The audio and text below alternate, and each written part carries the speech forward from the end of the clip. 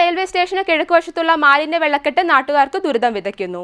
വൻതോതിലാണ് ഇവിടെ മാലിന്യം നിക്ഷേപിച്ചിരിക്കുന്നത്. അതേസമയം വിഷയത്തിൽ ഇടപെട്ടിട്ടുണ്ടെന്നാണ് വാർഡ് കൗൺസിലർ പറയുന്നത്.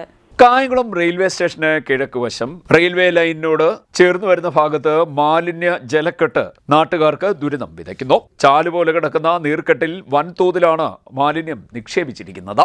പ്രദേശവാസികൾ ബന്ധപ്പെട്ട അധികൃതരോട് ഇത് സംബന്ധിച്ച് നിരവധി തവണ പരാതി ഉന്നയിച്ചെങ്കിലും നടപടിയുണ്ടായില്ല. മലിനജലം മൂലം പ്രദേശത്ത് പൊതുജന ആരോഗ്യ ഭീഷണിയും നേരിടുന്നുണ്ട്. അസഹനീയമായ ദുർഗന്ധവും വമിക്കുന്നുണ്ടെന്ന് നാട്ടുകാർ പറയുന്നു. അതേസമയം നാട്ടുകാരുടെ പരാതിയുടെ അടിസ്ഥാനത്തിൽ വിഷയത്തിൽ ഇടപെട്ടിട്ടുണ്ടെന്ന് നഗരസഭാ വാർഡ് കൗൺസിലർ സിന്ധു പറഞ്ഞു. കായംകുളം നഗരസഭ വാർഡ് 17 കൗൺസിലറാണ്.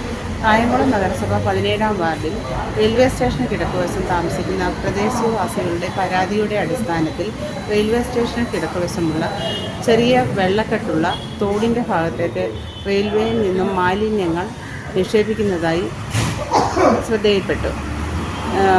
ഇത് സംബന്ധിച്ച് റെയിൽവേ ജീവനക്കാരുമായി ഞാൻ സംസാരിച്ചിരുന്നു. അവർ ഇനി ഇങ്ങനെ ആവർത്തിക്കത്തില്ല എന്ന് ഉറപ്പ് നൽകിയിട്ടുണ്ട്. മാലിന്യങ്ങൾ നിക്ഷേപിക്കുന്നത് തടയണമെന്ന് റെയിൽവേ അധികൃതരോട് ആവശ്യപ്പെട്ടിട്ടുണ്ടെന്നും ഇക്കാര്യത്തിൽ നടപടിയെടുക്കാമെന്ന് അവർ ഉറപ്പ് നൽകിയതായും കൗൺസിലർ പറഞ്ഞു. CDNet news, Kayamkulam.